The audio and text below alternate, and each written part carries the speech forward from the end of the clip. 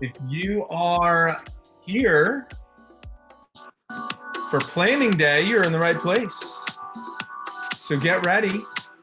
If you wouldn't mind going ahead, if you haven't done so yet, grab your Best Year Ever books, so that way you can follow along. We got the Grab Your Thoughts and also the Grab Your Best Year Ever workbook. And if you could also post in the chat if you are joining live or are you watching the replay, so that way I know. And I know we have a bunch of people going to be watching these replays. They're only till Sunday, but I'm really excited to get the feedback from everyone over the course of the weekend. So obviously Dylan is joining us live because he just posted the question. So welcome back. I also wanted to share with you, can I share something with you that the first time ever? Nobody has seen these. I just saw them. These are our photos my wife and I just took. So we had a photographer come in. So this is James, who'll be one. So these are our 1-year-old photos. So this is James. We just got these, so I got permission from Lindsay to share these specifically. So he was crazy to think he was born at 1 pound. Unbelievable, right? Welcome, Angelica. Welcome. Welcome, Nick. Welcome, Celia. Welcome, Lakeisha. Good to see you. Welcome. Today's a big day. Today is a big day. It is planning day. So let me cut the music here. I know many of you have been working hard on your homework assignments, and many of you have also reached out to me and let me know that you're a little behind on the homework assignments. Hey, it's all good. You work at your own pace here. Here's what I will say. Here's what I'll say. The homework day 1, 5 target annual goals, 6-month benchmarks, 30-day checkpoints. Day 2 homework was create your purpose statement, create your vision statements, make a list of the deep reasons for each of your goals. Day 3 homework was create your I am statements, your core values, and define them, decide on your identity, and complete that reflection survey. And then yesterday's training was to create your TAD list with 5 to 10 items for each of your goals. So that means if you have at least 5 TAD items for your 5 goals, you have 25 to 50 tiny actions daily for each of your goals. Do the reflection survey if you haven't, and then register for the Accountability group if you wanted to join that. Today we are doing planning. Today is planning day, and I posted this earlier. I really love this meme. I think it's funny because there's so many of us that when we sit down to go do a plan, we just say, "I just don't feel like it," or maybe I'll do it tomorrow. Right? You guys have that? If you've ever listened to Jesse Itzler, he says, "Remember tomorrow." That's one of the things he says. Remember tomorrow. So today it's about execution. And I'm really pumped to show you some of what I got for you. This is a slide that I use for a lot of my sales meetings.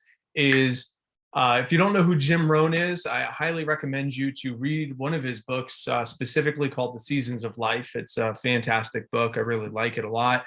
And he says the difference between successful people and unsuccessful people is, he says that successful people just make habits of doing the things that unsuccessful people just choose not to do. He's essentially saying that successful people make habits of decision, where the unsuccessful people make habits of neglect. That's really what he says. It's small, simple decisions versus small, simple neglects.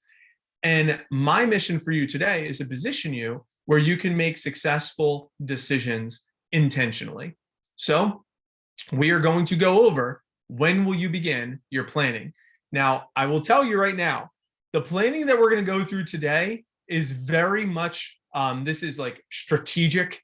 This is very much like, we're going to go through pen and paper type of stuff, like old school planning. I'm also going to show you to do some of the digital planning. And I was telling VIP, like I could run a 5-day workshop just on planning, just on time management. And I'm going to cram it into this section. So my goal is to keep it as simple as possible, as tight as possible, but also to give you as much value as possible. So please keep me up to date in your in the Facebook comment section with any takeaways or any questions that come up during this. because I really want to be as interactive as possible, because this is our last day together.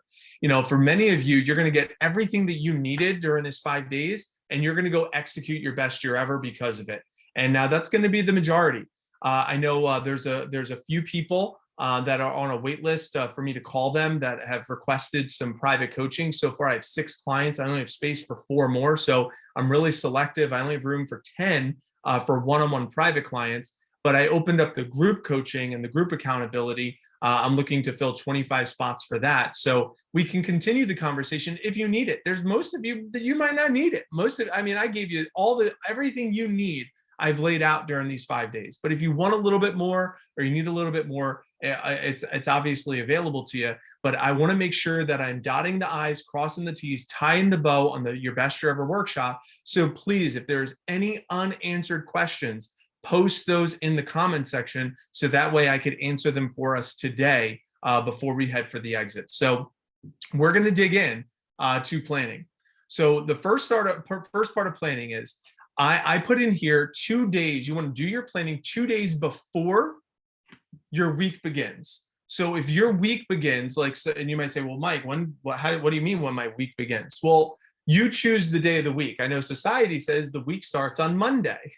That's when the week starts, but you're in all different industries. When I was very active running Point on my Cutco business, my week really didn't start on Monday. My week started on Sunday, because we had a lot of meetings in the Sunday evening. So my planning had to start Thursday, Friday, because the week really started on Sunday. So it just depends. So I have people that their week starts, on a Thursday. So it just depends. But whenever your week really begins, you want to start doing your planning 2 days before that. So I created a planner. I sold out of these a while back, and I never made time to make more. So if you do still have one of these, I would love for you to follow along and follow along with me in the Grab Your Time planner. It looks like this. I don't know if anybody still has one of these, but I sold out of them and I just never made the time. But in this planner, there's a power hour planning session. There's a priorities worksheet. There's an organized to-do list. And I took slides. So I have some slides of a lot of this, but I just wanted to at least capture it. So this is what we're going to walk through. The Power Hour Planning Guide. This is what I'm going to take you through. We're going to walk through the monthly. We're going to walk through an organized to-do list. We're going to walk through weekly, and we're going to walk through your 5 things daily.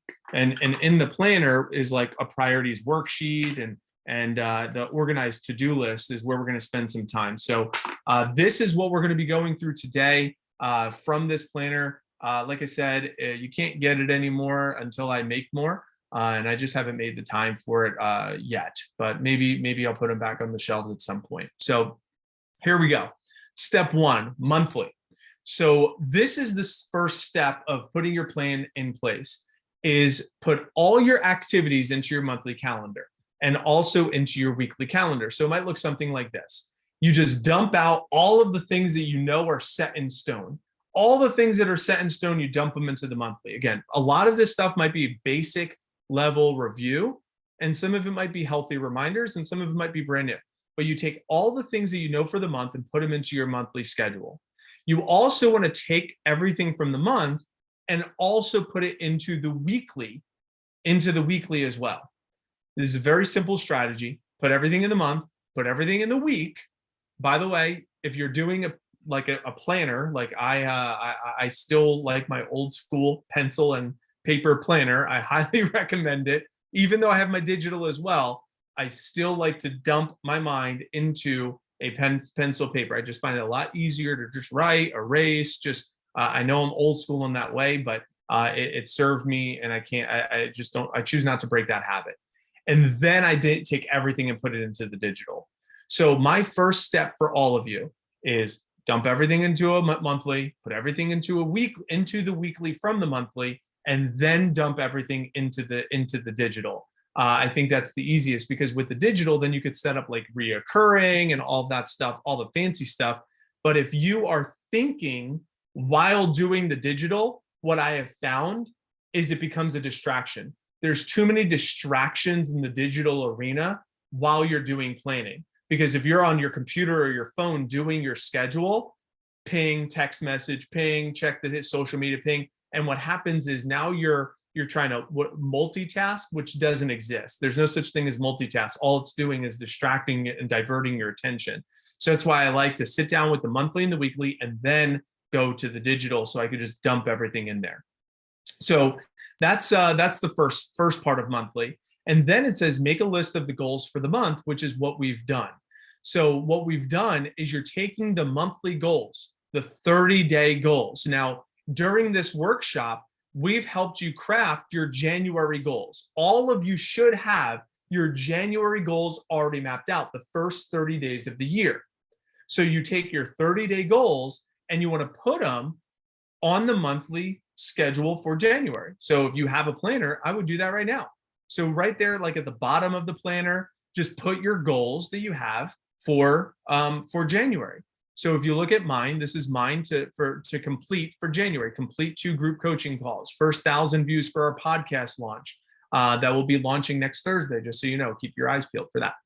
15 sign up for a March event. My business partner for one of my businesses, Better Than Rich, Andrew Biggs and I are launching an event in March. My mission is to have 15 people signed up for that event. It is going to be a live event. It's called Business Leadership Mastery, shameless plug. If you own a business and you want to help yourself systemize that business to free you up as instead of being an operator, and you want to become more of a business owner and more of like a CEO type of your business where you can free your time and increase your profits and increase your revenue, highly recommend it. We ran this virtually before 2 times and it was a great hit. This is the first time we're going to be running this one live. And it's going to be here in Tampa, Florida, which I'm really excited about. It says 4 frenzies in the month of January because I have that, you could see that goal. I want to have a 10K meal month, our first one. So if I could get 4 in January, that would kind of put us into motion for that. Tracked 500 pages read, strong 212, 30 push-ups, 6 chin-ups, and 2-minute plank hold. So put those at the bottom. So that way, every single time I open up that monthly, I am reminded of what those goals are. Then when you get to February, you're going to craft new 30-day goals, and you want to put those at the bottom of the monthly for February. So in setting up your monthly planner, you put all your known activities into the monthly and the weekly sections of your planner, transfer everything to the electronic calendar, and then put your 30-day check-in goals on the monthly section. If there's any questions on this, you could post into the comments on Facebook, or if anything makes sense, hit me up. You can just post a yes. Post yes in the Facebook comments if this all makes sense. If this all makes sense, post yes if you're with me live. If you're watching the replay, that's cool. You can still post yes, but I'd like to know, yes, it makes sense. And if it doesn't make sense, if this isn't landing for you, ask me a question on the monthly plan so that way I can answer that question for you. So Ayana says yes, Nick says yes, Celia says yes, Dylan says yes, Angelica says yes. Okay, great. So this is all making sense. Perfect. Thank you for the engagement. So that way I know we're all on the same page. Lakeisha says yes, thank you. So now, this is the part where I believe some people miss. This is the part I think people miss. And this is the organized to-do list. This is where I think a lot of you are going to get a good amount of value from this segment right here, which is the organized to-do list. So the organized to-do list says, break your week into different categories and list all the specific tasks that must get completed, keeping that monthly goal in mind. So it's going to look something like this. I'm going to show you 3 examples. Example 1 is just from the planner. If you're in school, you put your different classes that you have for your school. If you play a sport, you have like the practice, the lifting schedule, whatever, miscellaneous, it's over here. Obviously, I created this planner. A lot of the students that I worked with, and I sold this planner to a lot of the high schools and some of the colleges. P-Tech, Pinellas Technical College is one of them. So I kind of geared it towards them. This is what an actual one looks like. I created this for Doug Sanson years ago. School, we broke down all of his different classes and then just kind of picked, what are the assignments that you have to get done for the week? What's the chapter review? You need to talk to your professor about something for that class. Church, what are the events? Did you want to volunteer that week? Are there certain people you want to have conversations with? You have to pick up food or buy some stuff for the church. Friends and family, what are the birthdays for this upcoming week that you want to make sure you don't miss, or buy gifts for? Does your brother have a football game this week? Do you want to have a dinner with your girlfriend? Relationship building combos, thank you calls, emails, check in with your parents. So you could see the details here. Then you have personal, pay bills, health, pleasure. That's kind of what we started there. Then he was, selling Cutco. So we have management training, sales, and, recruiting, baseball schedule. So this is how we broke his down. And this is just an example of another idea, like career. This might be specific for, if you obviously, if you're not a student. So like all the meetings that you have for the week, like staff huddles, department meetings, sales team meeting focus, right? And then what you could do is you could take those and break staff huddle down even further to what is the outcome? I would write that question down. What is the outcome of that meeting?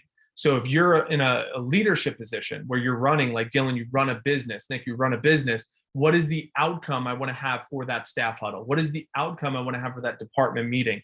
And making the list. Here's a best practice that has helped me for running those meetings. Throughout the week, I keep an ongoing list of stuff that I have a start, stop, and keep list.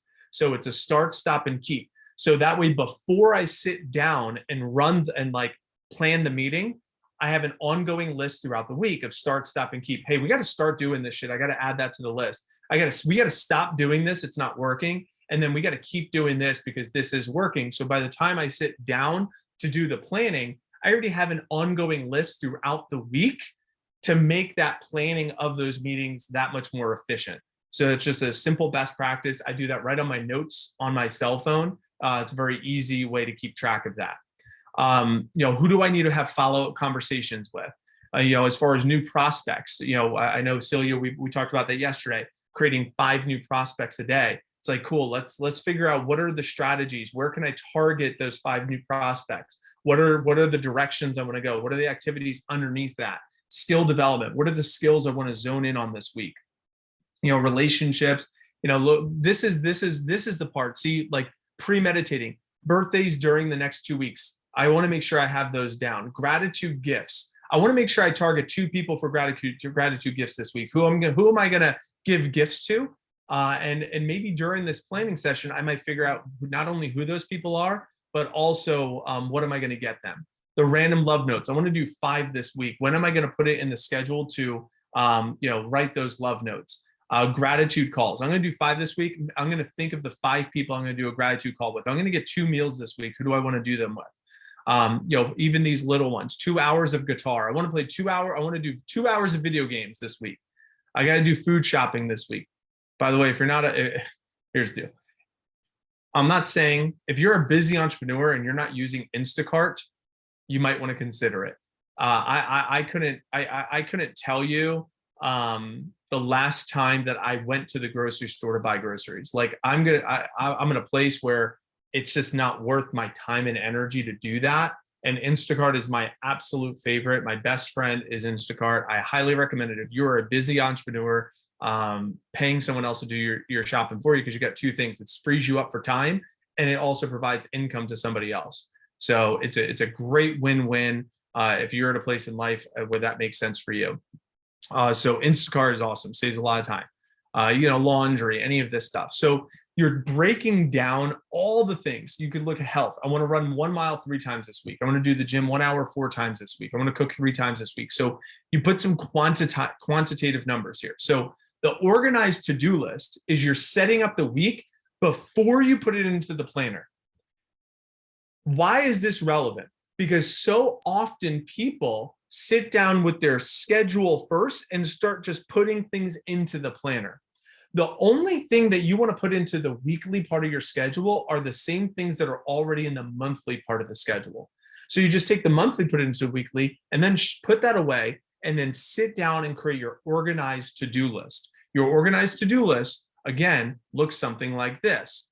You list out all your key areas of life, the personal, professional, financial, relationship, health, the miscellaneous. You have the different topics, just like we talked about during this workshop. You make the subcategories for each with specifics that you want to accomplish for the week. So underneath the umbrella of like financial, you could say, what are all the categories? What bills have to get paid this week? Obviously, you should set up auto pay, but maybe it's just double checking. I recently, I sent my wife on like a staycation. I flew her cousin into town, and I wanted her to just like kind of go out for the weekend with her cousin. I'll take care of James. And I went through my statements and I saw there was an extra $141 charge. And if I didn't have a good practice of looking at my statements, I would have missed it. So I looked it up, I called them, and they charged me $141 by accident. So the practice of looking at my money that goes out is something you might want to put on your list. Look at all your transactions for the week. I do it once a month. I sit down and have a meeting with myself once a month where I look over my expenses, every dollar that came in, every dollar that went out.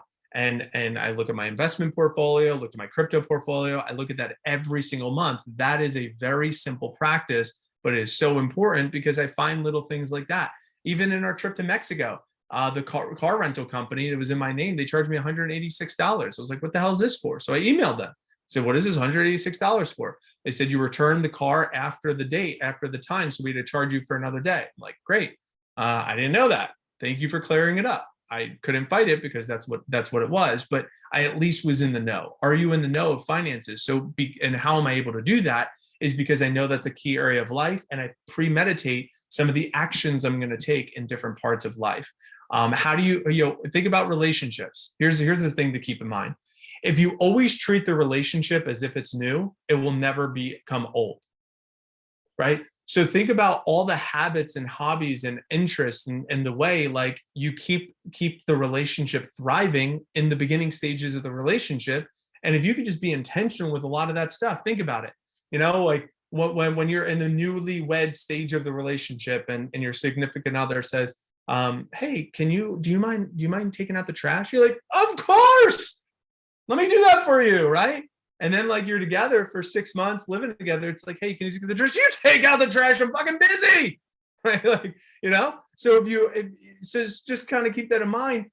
What can keep the relationship thriving? And obviously it's an intimate relationship example, but like any relationship, business relationships, mentor relationships, colleague relationships, relationships with your family.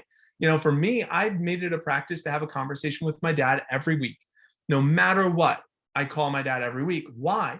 Because when I was, after my mom died, there was tension in the relationship because, my dad was just kind of doing whatever he can to just survive. A lot of times men can't stay alone very long. So they just kind of do their own thing. And the family, we didn't receive it too well. So I made a decision to call my dad every week to foster the relationship.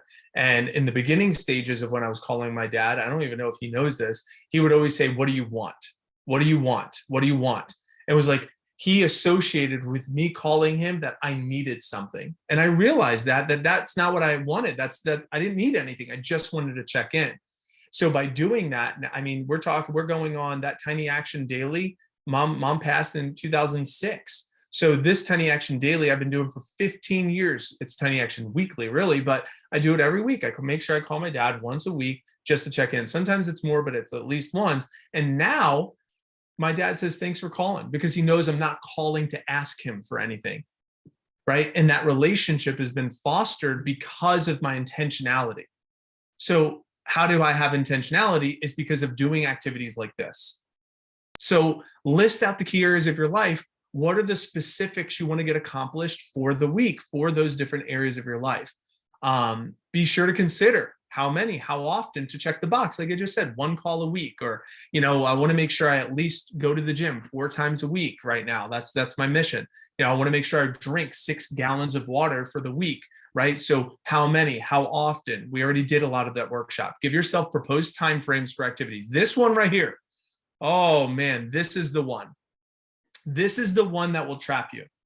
So you want to premeditate how long you think something should last. How long should it take?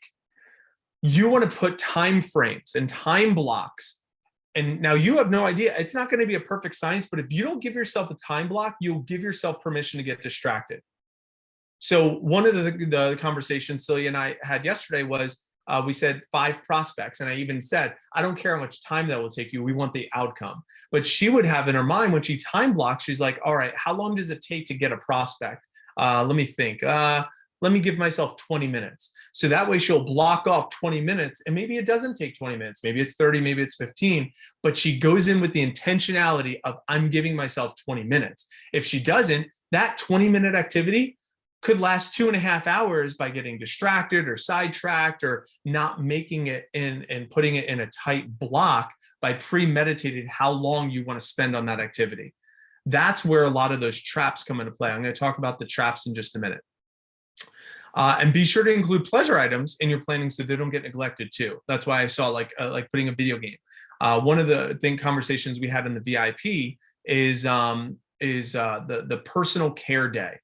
The personal care day. I don't know if any of you do a personal care day, but this is something that has been a practice of mine. And at first, my wife was like, like kind of like, well, you're gonna have a personal care day? Like, who are you? It's like, if I don't take a few hours or even a full day, I take a few hours a week. Sometimes I'll take a full day a week, but most of the time it's several hours, like a half a day a week. And oftentimes I'll take at least one full day a month. And a personal care day is for me to be able to take care of me. If I don't take care of me, I can't take care of her, and I can't take care of everyone else. You can't fill from an empty cup. I shared this on VIP, and I'll share this with you now as well.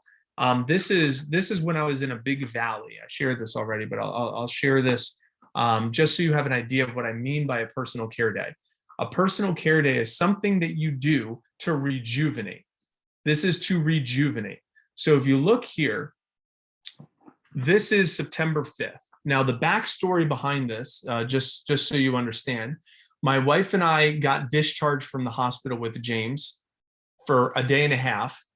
We had to call 911 and go back to the hospital because he was having a reaction to a medication, is the short of it. If you want the full story, my wife keeps a blog. It's called The Journey of James Weston. We have, I don't even know, she has probably 50,000 views at this point. So, but this September 5th, I was filled with uncertainty because I didn't know how long we were going to be back in the hospital. We were already in hospital for 8 months, and to go back, it was just a lot of uncertainty. So I took a personal care day.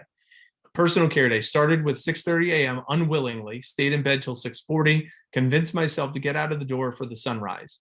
Made it to the bridge, listened to 2 hours of Peter Voog. It's one of the masterminds I joined. It's a very expensive one.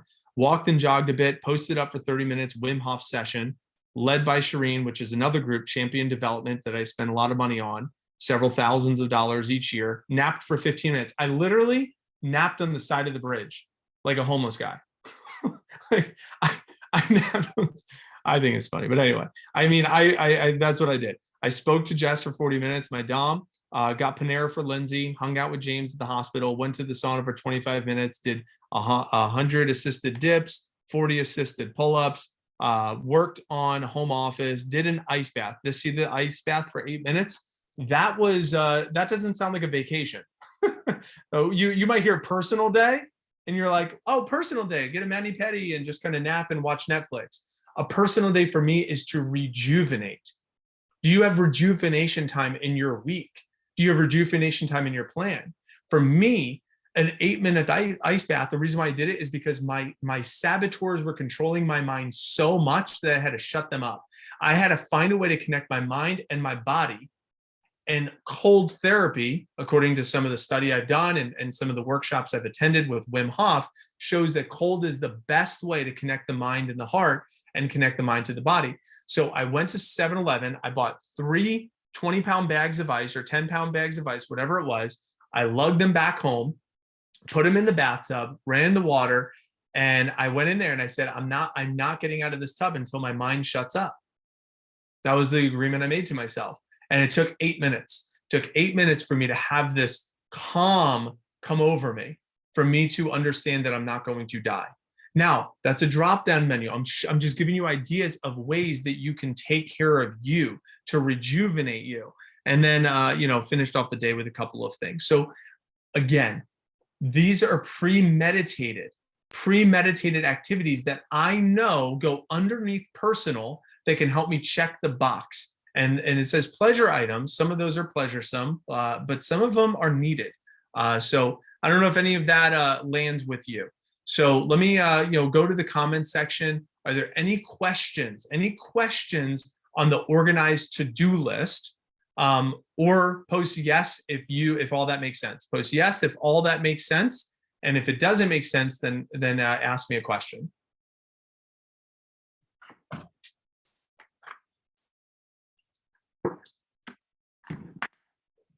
Okay. So we got a couple yeses coming in. Cool. Great. So now we go to step 3, which is putting the weekly rocks, pebbles, and sand. So now it's emptying the to-do list into the weekly planner. This is very simple. This is what most of you already do, but sometimes we miss that organized step.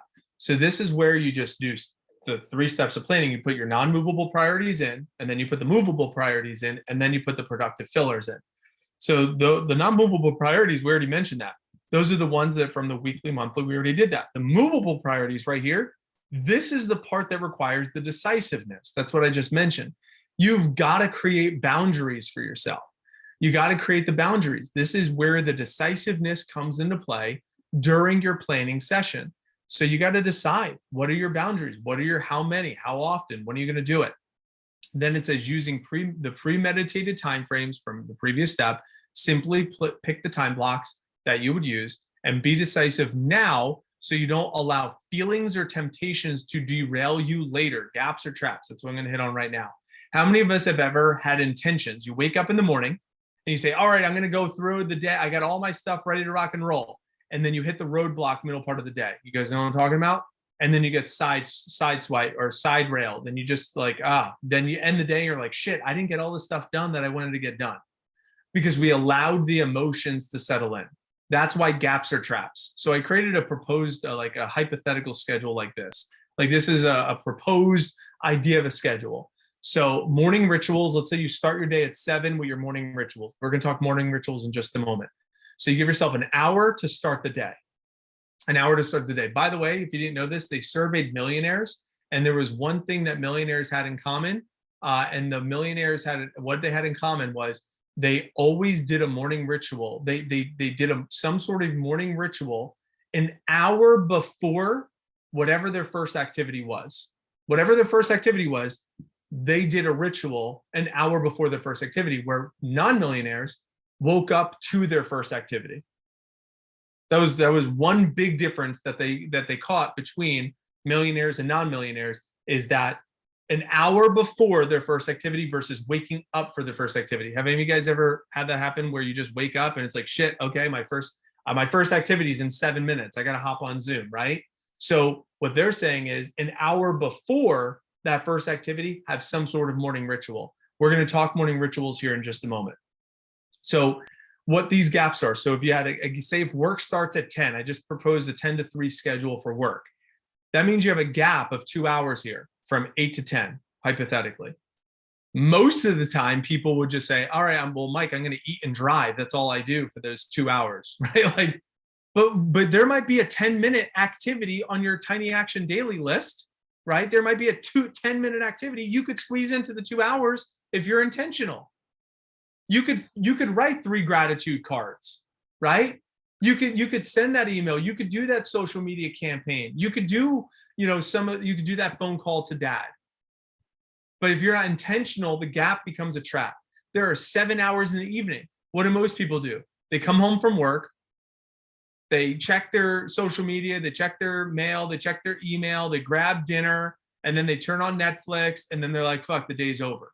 There's 7 hours from 3 p.m. to 10 p.m. that we can be intentional with some like 10-minute, 20-minute, 30-minute, 40-minute tiny actions daily. So these gaps are where people get stuck. So that's why you want to be very, very intentional with those gaps. And those are the productive fillers and the movable priorities that you want to premeditate during the planning sessions. Next is the daily routine. This is where the 5 things daily come into play from yesterday. The 5 things daily. You have your list. If you did your homework, you should have a list of at least 5 to 10 TADs for your 5 priorities in life. That means you have 25 to 50 items. Your job is to look at that list of those items and pick 5, not 5 from every category, just 5. Maybe 1 from each of the 5 categories. Maybe it's 2 from one and 3 from another. But you got to pick your 5, read the list in the morning, check them off as you go, repeat. So this is from yesterday, the 5 things daily routine. The 5 things that we'll do today that will move me closer to my goals are, and that's from yesterday's segment. If you need to go back and watch the replay, please do so, because that's so important when it comes to planning. So now we're going to transition. I got the next few topics we're going to talk about is nighttime routine, daily routine, and or morning routine, and then we're going to talk about midday check-in. So what we just hit on is your weekly planning, your weekly overview. Now we're going to go into the day. So the specific day, how to win the day. So now we just talked about how to win the week. Now we're going to talk about how to win the day. And if you remember, I showed you my schedule, I showed you my planner, or my journal rather. I have those 2 things broken down. So those 2 things, I journal this in my plan. And again, if you have, please, Celia, go ahead and post your question there. That'd be awesome into the Facebook comments. So one of the things that I do, as you could see here, is I have my win the day, and then I have my win the week. So my win the week is drink 6 gallons, 60,000 steps, work out 4 times, and read 100 pages. That's my win the week. And then I have my win the day, my positivity shot, journal my goals, and track my meals. So I have my win the day, win the week. What we just talked about is essentially that is win the day, win the week, or win the week. I'm going to talk about win the day here in just a moment. Win the day. While Celia's, you could post your question into the Facebook comments, and I'll come back to it in just a moment. I'll keep going, but as soon as you post that question, I'll answer it for you. So as far as the nighttime routine goes, nighttime routine. Okay, so I got your question here now. So let's see what it says. So it says, is the organized to-do list the same thing as all your TADs into the categories, or is there a difference? That's a good question. So the Tiny Actions Daily potentially could be the organized to-do list. Yes.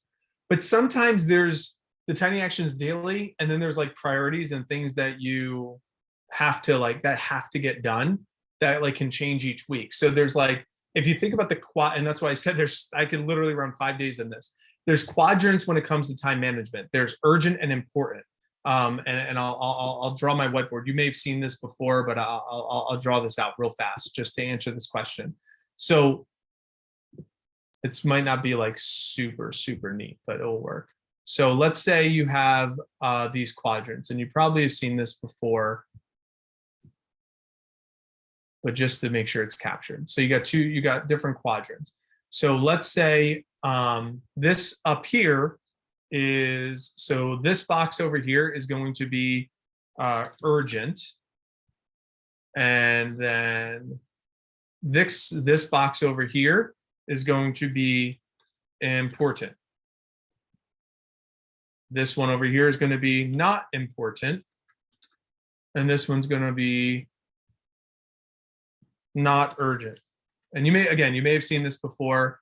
Okay. So urgent and important. This would be like a deadline. This is like, I have a deadline. Got to pay a bill. Got to, I'm on crunch time, right? That's kind of what this one is, right? Urgent, but not important. This is someone else's problem. That's someone else's urgency. That's what this is. This is someone else. This is like someone calling you and saying, I need you for something. It's urgent to them, but it's not important to you. Right? Like, so that's typically what that one is, right? This one over here, it's not urgent, not important. We call that a distraction. That's a distraction. It's not urgent and it's not important, it's a distraction. This zone right here, the not urgent but important, this is your zone of genius. That's what this one is, your zone of genius. Now you can call these whatever you want to call these, but this, the not urgent stuff, the ones that are not pressing, but they're very important to you, I would put your TAD in here.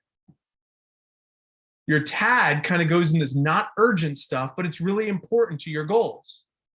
making your 20 calls in a day, it's not urgent. Like, you won't lose business if you don't do it right away, but it's really important for you to stay on track toward your goals. Urgent is time sensitive. Important means it's meaningful. So to answer the question, is the organized to-do list the same thing as the TADS? Yes. And the organized to-do list will also include like the deadline stuff. You might also include like some of those positive distractions in there too, like video game time or going to the mall might go on that list. Like, it might not be a TAD, but you might need to you might want to go browse around the mall for 30 minutes just to clear your head, even though that might not necessarily be in alignment with your important goals. Does that make sense? I see your thumbs up. Cool.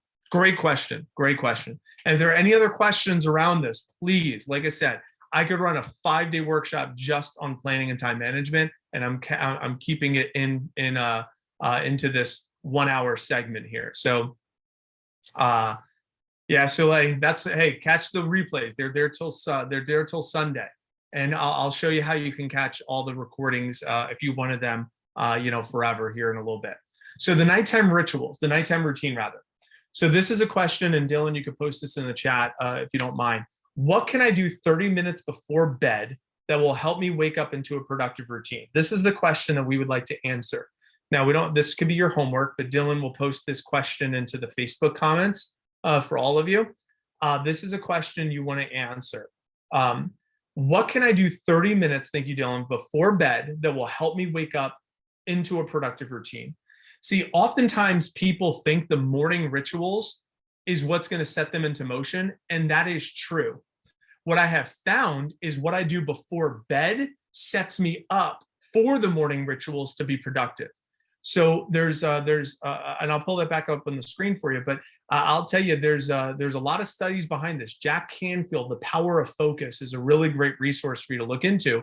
But he says that the human psychology, whatever goes on 30 minutes before bed plays over 6 times over in your unconscious mind. So whatever you feed your mind 30 minutes before your bed is going to play over 6 times in your unconscious mind. And that's why you ever wake up feeling like stressed and you just woke up? Oftentimes it's because you fed your mind something that had to do with like fear before you went to bed, and that fear was being held into your body without you really being aware of it. I did an 8-day meditation, 5 hours a day with Dr. Joe Dispenza. I shared in VIP a micro day concept. That was one of the micro day concept. One of my micro days was 5 hours of meditation. Now it was a straight meditation. It was like 2 hours of meditation, an hour of learning, an hour of meditation, an hour of learning. Like, it was very intense, Becoming Supernatural with Dr. Joe Dispenza. And it was to activate the pineal gland or the vagus nerve. It was fantastic. It was absolutely incredible. It was really challenging, but it was really beneficial. But the point I'm making to you is, by doing that and feeding my mind certain things before I went to bed made that possible. I wouldn't be able to activate that nerve. And people take plant-based medicine, like a lot of people that follow like Tim Ferriss, Mother Ayahuasca, to unlock that vagus nerve. And Dr. Joe Dispenza has shown that you could unlock that just through breath work and meditation, which is really fascinating. So anyway, feed your mind energy-rich content before you go to bed. Avoid screens and blue light. If you research this, you could see that blue light suppresses the body's release for melatonin, and melatonin is what activates your sleep cycle. So if you're watching screens right before you go to sleep, oftentimes it's tough to fall asleep if you're watching like your cell phone or TV, because the blue light is actually suppressing the chemical that you need to fall asleep. So that's why it's a good idea. I like what Celia said at VIP, that she likes to read before bed. That's what I do as well, because it's not only feeding my mind energy-rich content, but it's also positioning me to avoid my screen time as well. Then you pick your 5 TAD for tomorrow and reflect on those. That's a great idea to do before you go to bed. It's like, what are the 5 things I want to do for tomorrow? And then also be sure to check the boxes of today, which TADs got done. So one of the things that I do is, again, I'll show you this. I have an app called Trainerize. Pull pull this up. So Trainerize, and I'll pull this up just so you can see on the screen here. And it's a really cool app. And I actually pay my trainer to put this in for me. But you can see I had my workout, and then my 3 meals got it syncs with MyFitnessPal, so my meals are tracked. And then my goals journaling, my shot of positivity, and then I'll click the track meals at the end of the day. So I'll click that at the end of the day. So, and then at the end of the week, so tomorrow I don't go to the gym on the weekend, so it's just my three TADs, and then I have my weekly mission, my 100 pages. Did I read my 100 pages? Check the box, my 6 gallons. So this is a really great checklist to keep me accountable at the end of each day, and then also at the end of each week. So it's a way, it's like this organized checklist that I could just, hey, did I do these things today?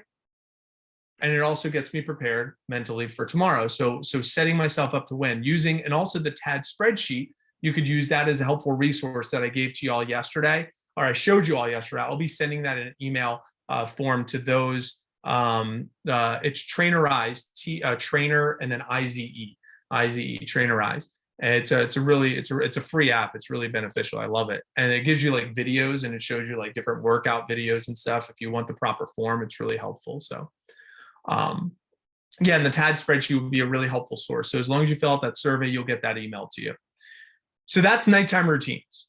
Why don't you hit me up in the chat? Hit me up in the Facebook group, Facebook comment section. What are some nighttime routines that have served you in the past, or anything that I just shared with you that you liked? Can you answer that question for me in the chat? I'll turn on some music. I'll give you 60 seconds. Hit me up in the Facebook comment section. What are some nighttime routines that you just heard that you like, or some things that you can add?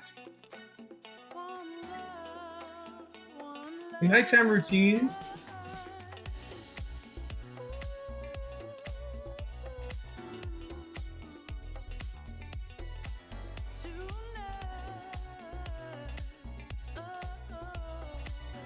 Angelica says positive self-talk. It says I like doing the not viewing screens before bed. I read and reflect on how my day went. I think that's great. Reflection, yeah, reflection is great practice before bed. The wins and the struggles, things to delay, that's great.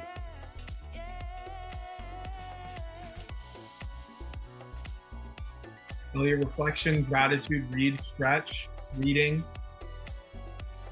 These are great. Great. Excellent. So you can keep those going. We're going to transition into the morning rituals, and then we'll go to the midday check-in, and then I'll tie a bow on our 5-day workshop. So morning rituals. Now you notice how I'm very intentional with a routine and a ritual. Hit me up in the comments section. Do any of you guys know the difference between a routine and a ritual? Any guesses on or if you had a guess what the difference between a routine and a ritual is?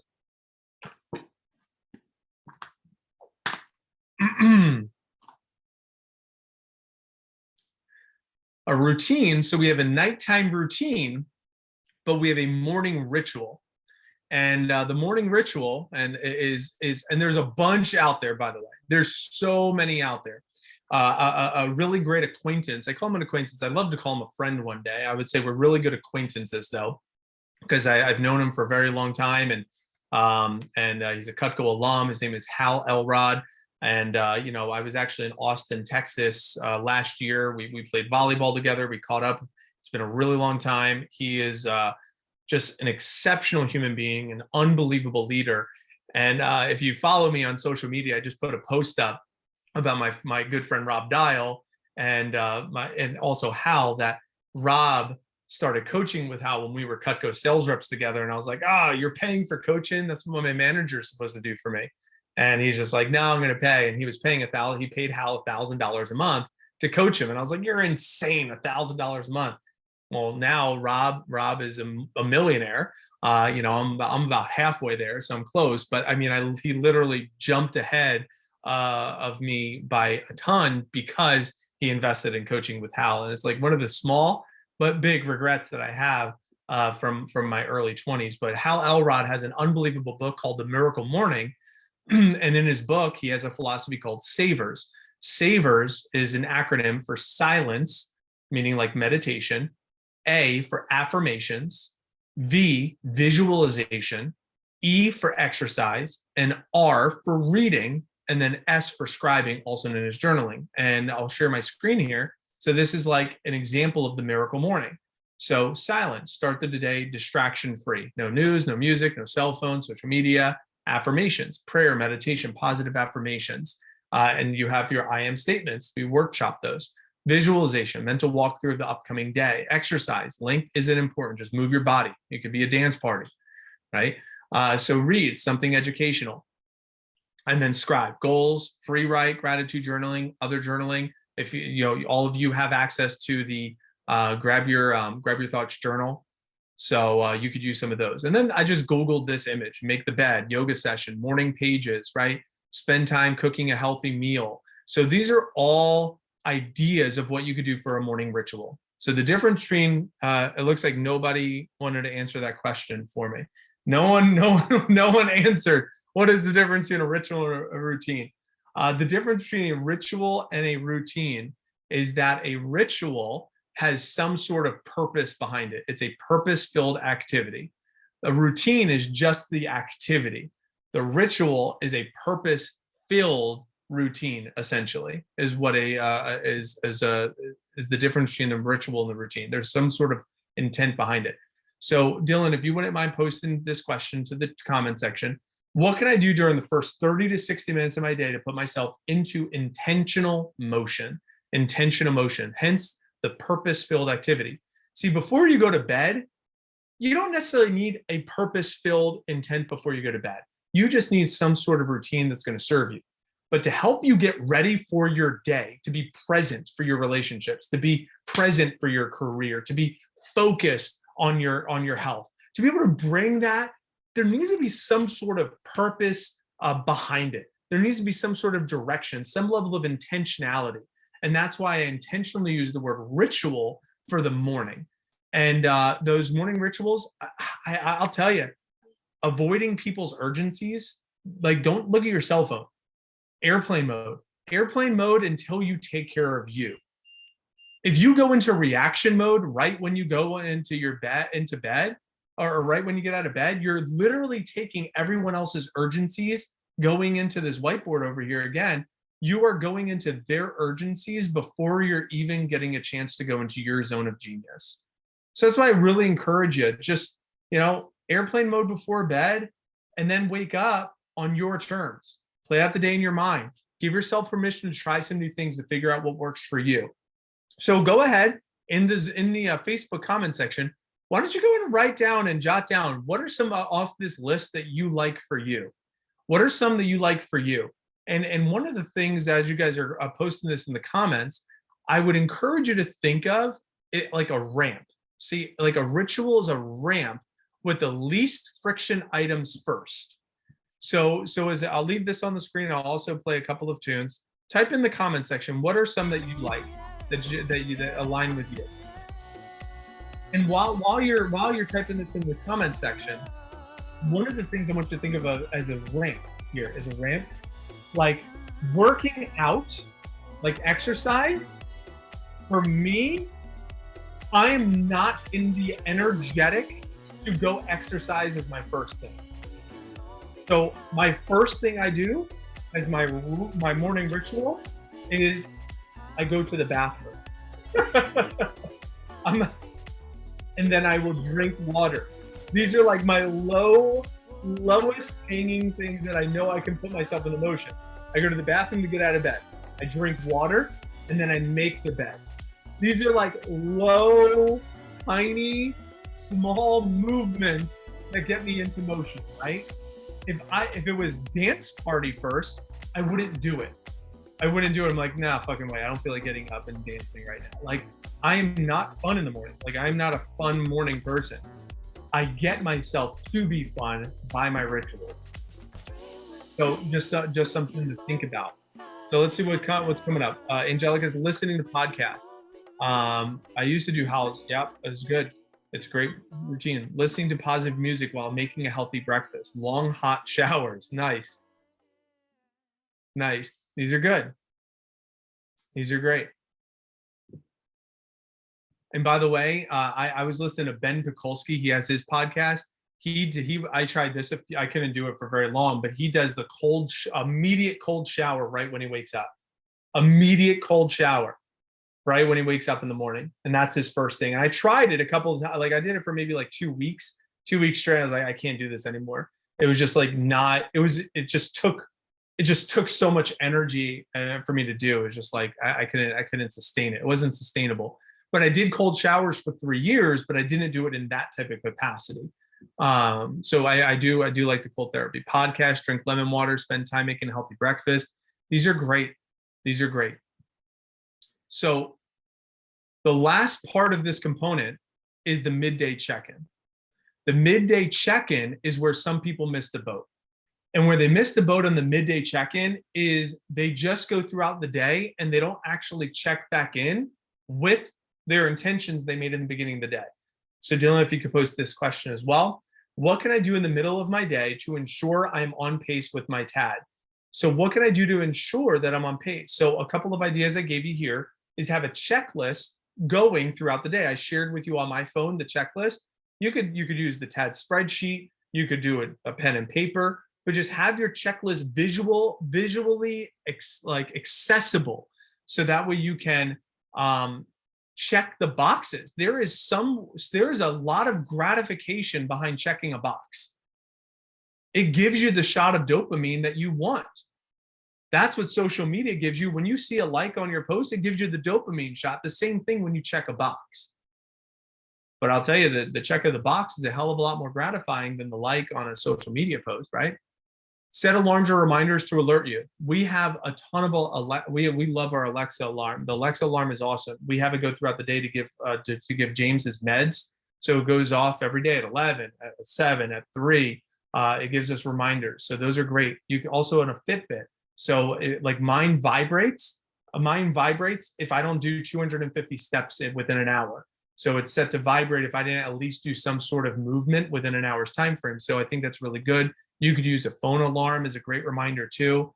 I also put these in here as clauses. Give yourself permission to mess up and practice beginnership. There's a good book that was recommended to me called The Big Leap, which is by Gay Hendricks. So it's a really good book by Gay Hendricks. You can see how many pages I have that I liked. So you can see every folded page has a nugget on there.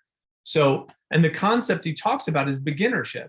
And what he means by beginnership is that when you're a white belt at something and you're brand new at something, you can't take your expertise of being a black belt at something else into something brand new that you've never done before. So there's this grace period, this feeling of grace of celebrate the small things. If you mess up, it's okay. Having this positive self-talk and reaffirming. I'm also reading Winning by Tim Grover. I read 10 pages to prepare my mind for this workshop here. And one of the things I just read just a moment ago, he says that Kobe Bryant always said that he had a fear before he went into a game. The fear of getting injured, the fear of, losing, the fear of my teammates not getting it. But he said there's a difference between fear and doubt. He said the fear is what he embraced in order to win. It's the doubt is what sets us up for losing. He says the doubt is where we doubt ourselves. The fear is just making it known that there's some obstacles in front of me, and that's going to force me to show up. But the doubt is when I'm doubting myself. And he says doubt never entered Kobe's mind. And I thought it was a really fascinating way of thinking about it. When you're approaching something new and approaching beginnership, give yourself permission to mess up. If you're starting a new routine, it's okay. Try some things out. Take it out for a test drive. See what you like, see what you don't like. My one that I tried out was a #BMW, breathe, meditate, walk. It was real simple. I did it for quite some time. I really liked it. So it's okay to miss something. It's just important to recover. It's important to recover. Don't miss it 2 days in a row. Don't make a habit of missing stuff. So to tie a bow on a workshop, we created your best year ever.